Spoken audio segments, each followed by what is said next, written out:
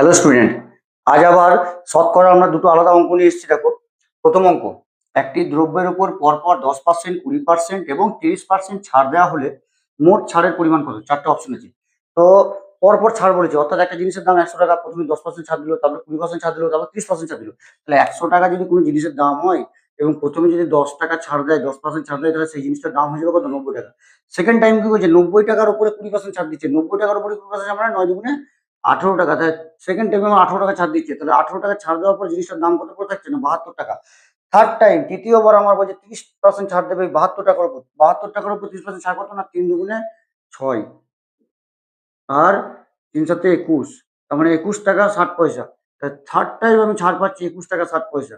তাহলে আমার মোট ছাড় কত? না এই তিনটাকে যোগ করে দিলে আমার মোট ছাড় উত্তর হয়ে যাবে 6, 8 আর 1 9, 2, 3 আর 1 4। তাহলে 49.6% আমি ছাড় পাচ্ছি। তাহলে আমার সঠিক উত্তর হচ্ছে অপশন বি। আমার অঙ্কের ভিডিওগুলো যদি তোমাদের খুব ভালো লেগে থাকে তাহলে চ্যানেলটিকে ফলো করে দেবে, বন্ধুদের মধ্যে ভিডিওগুলো শেয়ার করবে এবং একটা করে লাইক করে দেবে। নেক্সট অঙ্ক দেখো, এক্স ধনাত্মক হলে 25 এর শতকরা কত? এটা বাংলাদেশের স্বাস্থ্য মন্ত্রণালয়ের সহকারী প্রকৌশলী 2016 সালের এক্সামে চলে এসেছিল। কি বলেছে? এক্স ধনাত্মক সংখ্যা, অর্থাৎ পজিটিভ সংখ্যা হবে, নেগেটিভ নয়। তাই যদি হয় তাহলে 25 এর শতকরা কত? তুমি ধরো নাও 25 এর y%, 25 এর y%, 25 এর মানে গুণ y%, এটা সমান কত? 25। তার মানে 25 এর y%। ব্যাস, এখন y এর মান জানতে চাইছি, y এর মান বার করলে আমার অ্যান্সার যে কোনো একটা বেরিয়ে যাবে। তাহলে এখানে কত হবে?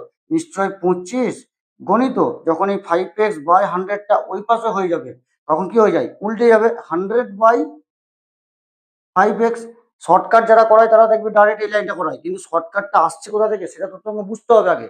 শর্টকাটটা করার জন্য অঙ্কের বেসিক জিনিসটা জানতে হবে। আমরা কি ধরবো? না 25 এর y% ধরে নেবো। y% মানে কি? y/100। তাহলে 25 এর মানে কি? x মানে এর মানে গুণ বসাই, তাহলে 5x গণিত y/100। এখন আমি সংখ্যাটাকে y ধরেছি, তাহলে y% ধরেছি, তাহলে y মানে কি? y এর মান বার করতে গেলে এই পার্টটাকে ওই পাশে ট্রান্সফার করতে হবে। ওই পাশে ট্রান্সফার হয়ে যাওয়া মানে তো 100/5x হবে। এখন কাটাকাটি করো, 5 20 100।